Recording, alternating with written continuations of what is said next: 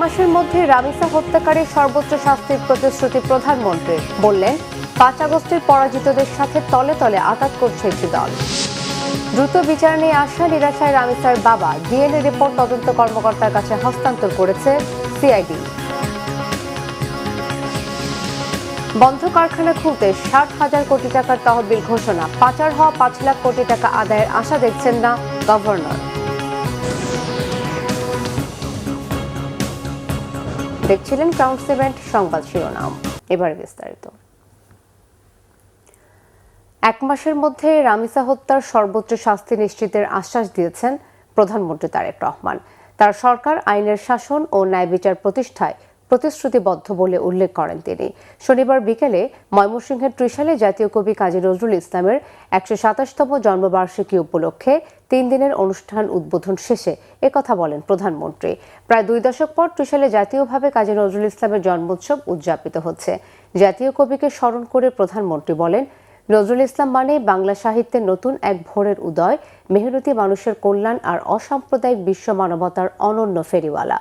এই মহাকবি বাংলাদেশের আবহমানকালের সংস্কৃতির চিরযৌবনের প্রতীক, যিনি বাংলাদেশের মানুষের হৃদয়ে চিরজাগ্রত থাকবেন। আগামী ১ বছর সময়কে নজরুল বর্ষ ঘোষণা করেন প্রধানমন্ত্রী তারেক রহমান। ঢাকার মিরপুরে একটি নিষ্পাপ মেয়ের নির্মম মৃত্যুর মাধ্যমে মানুষের মানবিক মূল্যবোধের চূড়ান্ত অবক্ষয়ের চূড়ান্ত প্রমাণ মিলেছে। বর্তমান সরকার রামিসার এই হত্যাকারীর সর্বোচ্চ শাস্তি ইনশাআল্লাহ আগামী ১ মাসের মধ্যে নিশ্চিত করবে এবং সেই সর্বোচ্চ শাস্তি হচ্ছে মৃত্যুদণ্ড, যাতে করে ভবিষ্যতে আর কোনো ব্যক্তি মানুষ এইভাবে শিশু বা নারী নির্যাতন করার সাহস না পায়। রামিসা হত্যার ঘটনাকে অত্যন্ত দুঃখজনক হিসেবে উল্লেখ করে প্রধানমন্ত্রী তারেক রহমান বলেছেন, এই ঘটনাকে পুঁজি করে একটি পক্ষ দেশকে অস্থিতিশীল করার ষড়যন্ত্র শুরু করেছে। ৫ই আগস্টের পরাজিত শক্তির সাথে তলে তলে আঘাত করছে তারা। শনিবার ময়মনসিংহের ত্রিশালে খাল খনন কর্মসূচির উদ্বোধন শেষে সংক্ষিপ্ত সমাবেশে দেয়া বক্তব্যে এমন মন্তব্য করেন প্রধানমন্ত্রী। জাহাঙ্গীর আলমের তোলা ছবিতে অমিত রায়কে সাথে নিয়ে জাহাঙ্গীর আকন্দের রিপোর্ট। ১৯৭৯ সালে ময়মনসিংহের ত্রিশালের এই ধরার খাল খনন করেছিলেন শহীদ রাষ্ট্রপতি জিয়াউর রহমান। ঠিক ৪৭ বছর পর কোদাল হাতে সেই ধরার খাল পুনর্খনন কাজের উদ্বোধন করেন প্রধানমন্ত্রী তারেক রহমান। ঠিক সোয়া ২টায় প্রধানমন্ত্রী যখন খাল পাড়ে পৌঁছান, তখন প্রচণ্ড বৃষ্টি আর বৈরী আবহাওয়া উপেক্ষা করে তারেক রহমানকে শুভেচ্ছা জানান কয়েক হাজার মানুষ। এ সময় খালপাড়ে একটি তাল গাছের চারা রোপণ করেন প্রধানমন্ত্রী। পরে সংক্ষিপ্ত সমাবেশে প্রধানমন্ত্রী তারেক রহমান বলেন, সরকার যে খাল খনন করছে তাতে কৃষক ও সাধারণ মানুষ উপকৃত হবে। সরকার মানুষের ভাগ্যের উন্নয়নে কাজ করছে, ২০ কোটি মানুষের ৪০ কোটি হাতকে কাজে লাগাতে হবে বলে মন্তব্য করেন তিনি। খাল খনন যদি আমরা করতে পারি তাহলে উপকারটা কাদের হবে? আপনাদের উপকার হবে না ক্ষতি? আপনারা বলেন উপকারটা আপনাদের হবে। এখন বাংলাদেশের মানুষ দেশ গঠন করতে চায়, বাংলাদেশের মানুষ তার ভাগ্যের পরিবর্তন করতে চায়। ভাগ্যের পরিবর্তন যদি করতে হয়, আমাদের ২০ কোটি মানুষের ৪০ কোটি হাতকে সক্রিয় করে তুলতে হবে। আমাদের ২০ কোটি মানুষের ৪০ কোটি হাতকে কাজে ব্যবহার করতে হবে। মিরপুরে শিশু রামিসা হত্যাকাণ্ডের বিষয়টি উল্লেখ করে প্রধানমন্ত্রী বলেন, অপরাধীকে শাস্তি পেতেই হবে। কিছু মানুষ অরাজক পরিস্থিতি তৈরি করে আইনের শাসনকে বাধাগ্রস্ত করতে চায় বলে মন্তব্য করেন তিনি। এই ৩-৪ দিন আগে ঢাকায় একটি অত্যন্ত অন্যায়, অত্যন্ত দুঃখজনক একটি হৃদয় বিদারক একটি ঘটনা ঘটেছে। একটি ছোট্ট বাচ্চাকে কিভাবে হত্যা করা হয়েছে দেখেছেন। এখন আমরা প্রথম থেকে বলে এসেছি যে আইনের দৃষ্টিতে কোন ব্যক্তি যদি অপরাধ করে তার শাস্তি পেতে হবে। যে কোনো অন্যায়কারীর তাকে শাস্তি দিতে হলে, তাকে তার বিচার করতে হলে সরকারের কতগুলো নিয়ম কারণ আছে।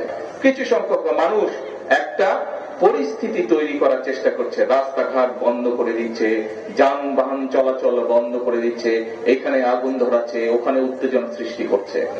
সরকারের সব পরিকল্পনা ভেস্তে দিতে একটি মহল ষড়যন্ত্র করছে উল্লেখ করে তাদের ব্যাপারে সজাগ থাকতে জনগণের প্রতি আহ্বান জানান প্রধানমন্ত্রী। এই এখন যারা অরাজকতা সৃষ্টি করতে চাইছে, খবর নিয়ে দেখেন ওই 5ই আগস্টে যারা বিতাড়িত তাদের সাথে এরা তলে তলে আবার খাতির শুরু করেছে। যেইভাবে 96 সালে করেছিল, যেইভাবে 86 সালে করেছিল, তাদের সাথে নতুন কয়েকটি লেজও গজিয়েছে, সুন্দর ছোট ছোট লেজও গজিয়েছে। দেশের মানুষের ভাগ্য নিয়ে ছিনিমিনি খেলতে দেয়া হবে না বলে হুঁশিয়ারি উচ্চারণ করেন প্রধানমন্ত্রী তারেক রহমান। মানুষের ভাগ্য নিয়ে তারা ছিনিমিনি খেলবে, এই কাজ আর হতে দেওয়া যাবে না। ত্রিশালের ধরার খাল উদ্বোধন করে প্রধানমন্ত্রী তারেক রহমান বলেন, নির্বাচনের আগে জনগণের কাছে দেয়া ওয়াদা পূরণ করতে শুরু করেছে সরকার। পর্যায়ক্রমে সব প্রতিশ্রুতি বাস্তবায়ন করা হবে। দেশের উন্নয়নে সবার সহযোগিতা চান প্রধানমন্ত্রী। Jahangir Akand, Bangla vision, Trishal, Mymensingh. Sports car ও ইলেকট্রিক ভেহিকেল ইভিআর একটি প্রদর্শনী ঘুরে দেখেছেন প্রধানমন্ত্রী তারেক রহমান। শনিবার সকালে রাজধানীর তেজগাঁওয়ে প্রধানমন্ত্রীর কার্যালয়ে এই প্রদর্শনীর আয়োজন করা হয়। প্রদর্শনী পরিদর্শনকালে প্রধানমন্ত্রী আধুনিক প্রযুক্তি নির্ভর বিভিন্ন পরিবেশ বান্ধব ও বিলাসবহুল যানবাহন ঘুরে দেখেন এবং গাড়িগুলোর কারিগরি ও প্রযুক্তিগত বিভিন্ন দিক সম্পর্কে খোঁজখবর নেন। এ সময় তিনি সংশ্লিষ্ট প্রতিষ্ঠানের প্রতিনিধিদের সঙ্গে মতবিনিময় করেন। পরিদর্শনের এক পর্যায়ে প্রধানমন্ত্রী নিজেই একটি গাড়ি চালিয়ে দেখেন।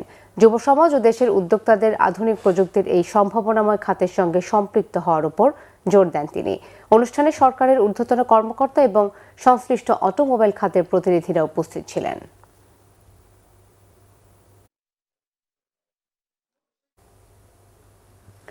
হাতিরঝিলে শনিবার অনুষ্ঠিত হল আন্তর্জাতিক হাফ ম্যারাথন ওয়ান রান। খেলাবান্ধব পরিবেশে আনবে সমাজের গুণগত পরিবর্তন, বলেছেন ক্রীড়া প্রতিমন্ত্রী আমিনুল হক। অনুষ্ঠানে যুব সমাজের উদ্দেশ্যে প্রধানমন্ত্রী কন্যা ব্যারিস্টার জাইমা রহমানের আহ্বান, জীবনকে ভালোবাসুন, ফিট থাকুন। প্রতিযোগিতায় 1 কিলোমিটার, 5 কিলোমিটার, 10 কিলোমিটার এবং 21.1 কিলোমিটার হাফ ম্যারাথন এই 4টি ক্যাটাগরিতে নতুন ও অভিজ্ঞ প্রায় 1000 দেশি বিদেশি দৌড়বিদ অংশ নেন। হাতিরঝিল অ্যাম্ফি থিয়েটার থেকে দৌড় শুরু করে police plaza, Rampura bridge, lake road ও এফডিসি সহ বিভিন্ন স্থান ঘুরে অ্যাম্ফি থিয়েটারে শেষ হয় অ্যাথলেটদের ওয়ান রান। সমাপনীতে বিজয়ীদের হাতে পুরস্কার তুলে দেন ক্রীড়া প্রতিমন্ত্রী আমিনুল হক। প্রতিমন্ত্রী বলেন, একটি সুস্থ ও সুন্দর সমাজ গঠনে খেলাধুলার কোনো বিকল্প নেই। অনুষ্ঠানে উপস্থিত ছিলেন বাংলাদেশের যুব আইকন ও sports patron barrister Zaima Rahman. তিনি বলেন, এই ধরনের আয়োজন সাধারণ মানুষকে সুস্থ ও ফিট থাকতে দারুণভাবে অনুপ্রাণিত করে। আগামীতে নিজেও এই ধরনের আয়োজনে অংশ নিয়ে সবার সাথে দৌড়ানোর ইচ্ছা প্রকাশ করেন প্রধানমন্ত্রী কন্যা। রাজধানীর পল্লবীতে ধর্ষণের পর গলা কেটে হত্যার শিকার শিশু রামিসার ডিএনএ রিপোর্ট শনিবার তদন্তকারী কর্মকর্তার কাছে হস্তান্তর করেছে পুলিশের অপরাধ তদন্ত বিভাগ সিআইডি। মামলার তদন্ত কর্মকর্তা ও পল্লবী থানার উপপরিদর্শক ওহিদুজ্জামান জানিয়েছেন, রবিবার আদালতে চার্জশিট জমা দেওয়া হতে পারে। পপুলার মডেল হাই স্কুলের 2য় শ্রেণীর ছাত্রী রামিসাকে গেল মঙ্গলবার ধর্ষণের পর হত্যা করে সোহেল রানা। পরদিনই নারায়ণগঞ্জের ফতুল্লা থেকে তাকে গ্রেফতার করে পুলিশ। শিশু রামিসা হত্যার বিচার দ্রুত পাওয়া নিয়ে কিছু শঙ্কার কথা বললেও সরকার দ্রুত বিচার কাজ শেষ করার আশ্বাস দেয়ায় আশাবাদী শিশুটির বাবা আব্দুল হান্নান। এলাকাবাসী দ্বিধায়। তাদের প্রশ্ন, আসামিদের কি দৃষ্টান্তমূলক সাজা হবে নাকি পার পেয়ে যাবে? আতঙ্কে সন্তানদের বাইরেই পাঠাতে ভয় পাচ্ছেন প্রতিবেশীরা। ধর্ষণের শাস্তি মৃত্যুদণ্ড দ্রুততম সময়ের মধ্যে বাস্তবায়নের দাবি বিক্ষুব্ধদের। বিস্তারিত জানাচ্ছেন জিয়া খান।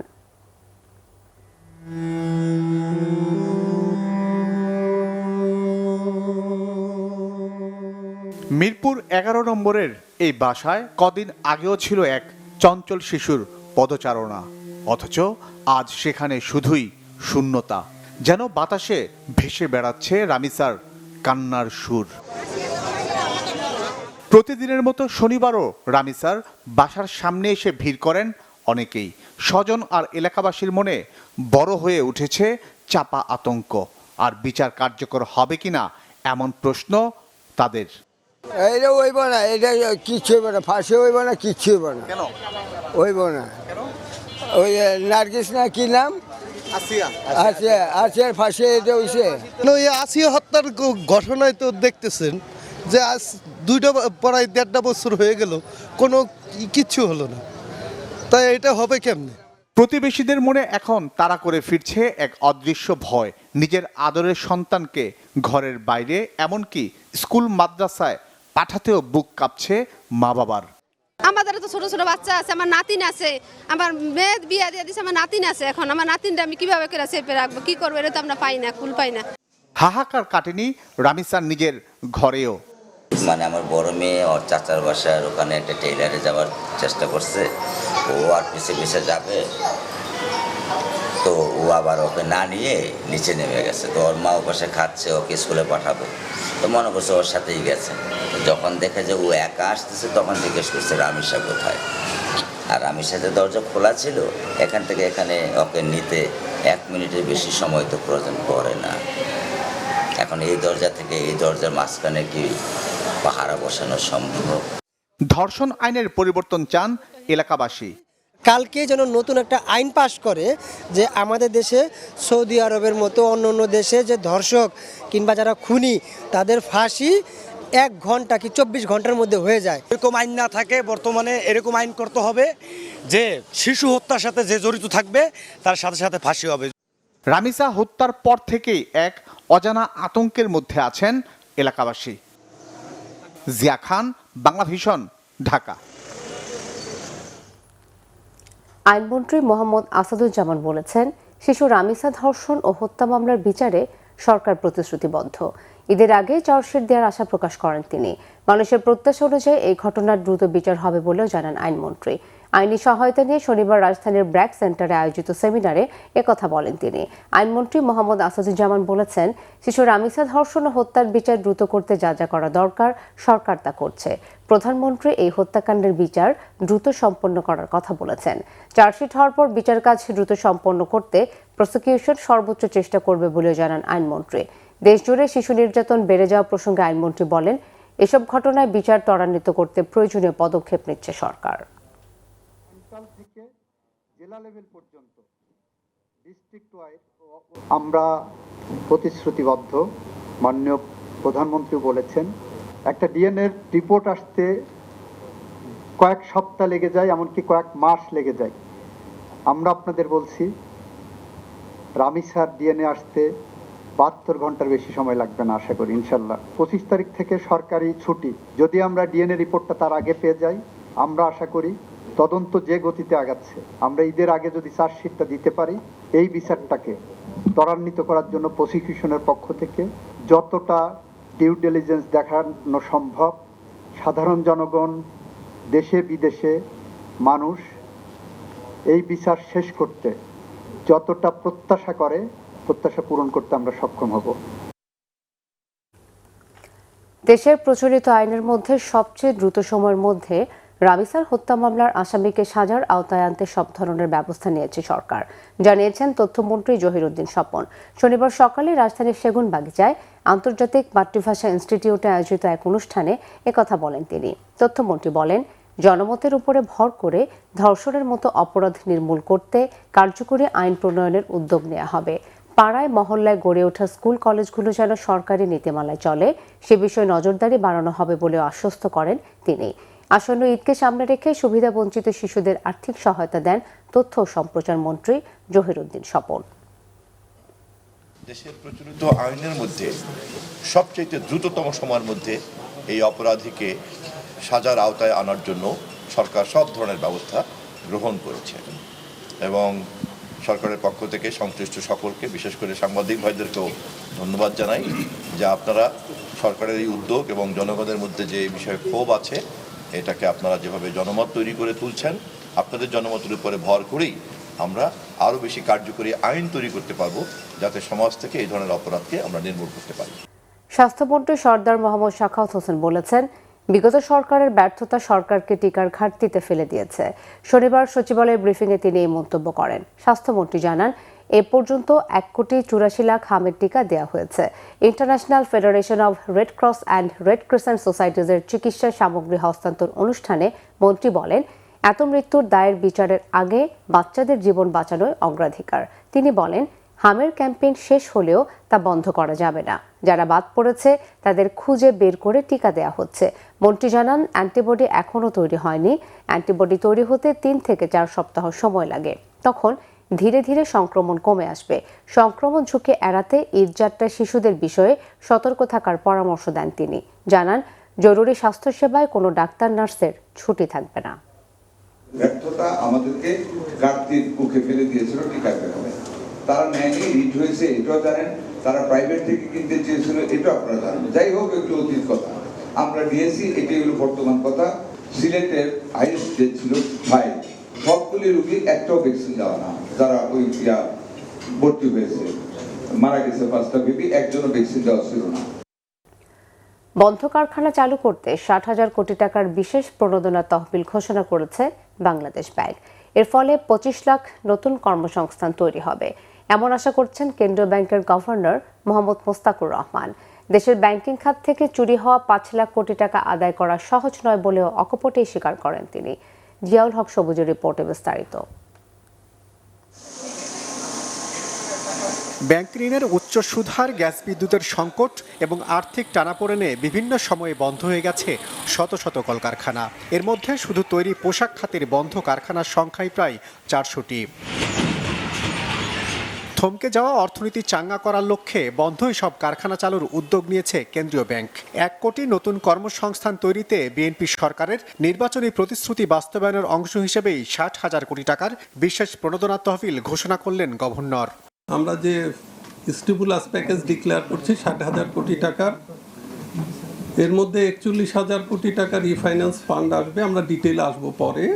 আমরা আশা করছি এর মাধ্যমে 25 লাখের বেশি কর্মসংস্থান হবে, যদি এটি সম্পূর্ণ আমরা সঠিক জায়গায় পূর্ণাঙ্গভাবে ক্রেডিটটা কাজ করে। আমরা এই স্কিমটা বাস্তবায়ন হলে এক্সপেক্টেড আউটকাম যেটা আশা করছি সেটা হচ্ছে যে আমাদের ইন্ডাস্ট্রিয়াল রিভাইভাল হবে, আমাদের প্রায় 2.5 মিলিয়ন জব ক্রিয়েশন হবে, এক্সপোর্ট রিকভারি হবে, এগ্রিকালচারাল বুস্ট হবে, রেমিটেন্স গ্রোথ বাড়বে বলে আমরা আশা করছি, স্বাভাবিকভাবে জিডিপি গ্রোথও বাড়বে। গভর্নর জানান, নতুন প্যাকেজের আওতায় 7% সুদে ঋণ পাবে বড় শিল্প, তবে ছোটদের গুনতে হবে বেশি সুদ। যারা লার্জ বড়োয়ার তারা হয়তো আমরা স্প্রেড সেখানে 3% ব্যাংকে দিব, অর্থাৎ 7%-এ তারা পাওয়া উচিত। তবে হ্যাঁ, স্মল ক্রেডিটের ক্ষেত্রে আপনারা জানেন যে এটার ম্যানেজমেন্ট কস্টটা একটু বেশি হয়, সেই ক্ষেত্রে ইন্টারেস্ট রেটটা এখনও বেশি আছে, তখনও হয়তো একটু বেশি যাবে। গভর্নর আরও জানান, খেলাপি ঋণের নামে ব্যাংক খাত থেকে যে বিপুল পরিমাণ অর্থ চুরি হয়ে গেছে তা উদ্ধার কাজ এত সহজ নয়। আমরা এমন একটা সিচুয়েশনে আসছি যখন 5 লাখ কোটি টাকা চুরি হয়ে গেছে, ব্যাংকিং সিস্টেমের 1/3 টাকাই নাই। এগুলো আসলে এনপিএল বলছি আমরা সফিস্টিকেটেড ওয়েতে, এর একটা বড় অংশ কিন্তু আসলে চুরি হয়ে যাওয়া টাকা, এর এগেনস্টে প্রপার কোনো অ্যাসেট নাই। অ্যাসেট রিকভারির বিষয়টা কিন্তু এত সহজ না, কারণ আমাদের চুরি হওয়া অ্যাসেট মোস্টলি কিন্তু পাচার হয়ে গেছে। বন্ধ কারখানা চালু করতে গঠিত প্রণোদনা তহবিলে 19,000 কোটি টাকা দেবে বাংলাদেশ ব্যাংক, আর বাকি 41,000 কোটি টাকায় আসবে সরকারি খাত থেকে। ওয়ান টাইম দিয়ে দেওয়া হবে, এটা আসলে ক্রেডিট না। জিয়াউল হক সবুজ, বাংলা ভিশন, ঢাকা। 4% ইন্টারেস্টে বিগত সরকারের সময় শুধু একটি জেলায় এলজিআরডি থেকেই 3,500 কোটি টাকা লোপাট হয়েছে, জানিয়েছেন স্থানীয় সরকার মন্ত্রী ও বিএনপি মহাসচিব মির্জা ফখরুল ইসলাম আলমগীর। শনিবার বিকেলে ইঞ্জিনিয়ার্স ইনস্টিটিউশন আইইবির ৭৮তম প্রতিষ্ঠা বার্ষিকী উপলক্ষে প্রকৌশলীদের সংবর্ধনা অনুষ্ঠানে তিনি কথা বলেন। স্থানীয় সরকার মন্ত্রী বলেন, যে কোনো অনিয়ম ও দুর্নীতি রুখে দিতে প্রকৌশলীদের সজাগ থাকতে হবে। বিএনপি মহাসচিব বলেন, স্বাধীনতার পর থেকেই বারবার গণতন্ত্রের জন্য লড়াই করেছে দেশের মানুষ। জুলাই গণঅভ্যুত্থানের পর নতুন বাংলাদেশ দেখতে চায় মানুষ। সেই নতুন বাংলাদেশ বিনির্মাণে প্রকৌশলীদের সঠিকভাবে কাজ করতে বলেন মির্জা ফখরুল ইসলাম আলমগীর।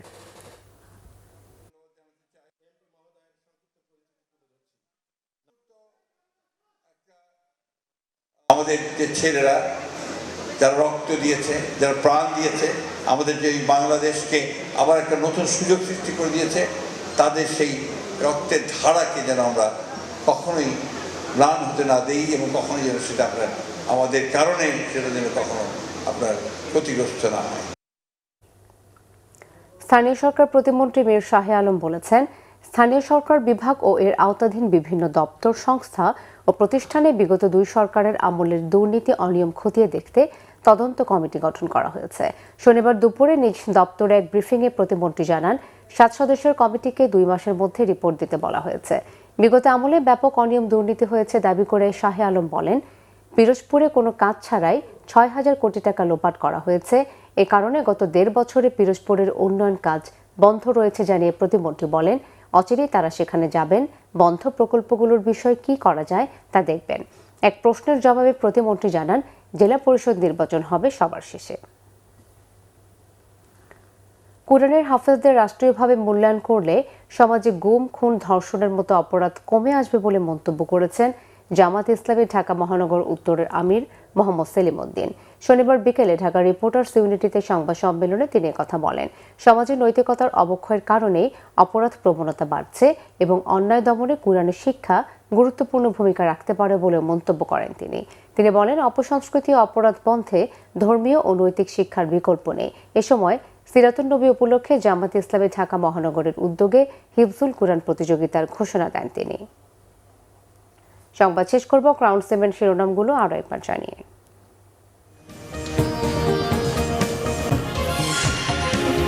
1 মাসের মধ্যে রামিসা হত্যাকারী সর্বোচ্চ শাস্তির প্রতিশ্রুতি প্রধানমন্ত্রী বললেন, 5 আগস্টের পরাজিতদের সাথে তলে তলে আঘাত করছে একটি দল।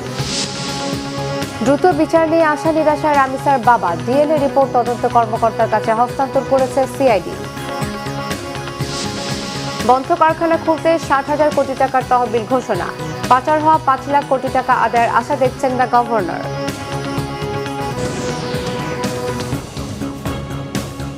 এই ছিল এখনকার মতো, পরের সংবাদ সকাল 7:30 দেখার আমন্ত্রণ রইল। ধন্যবাদ।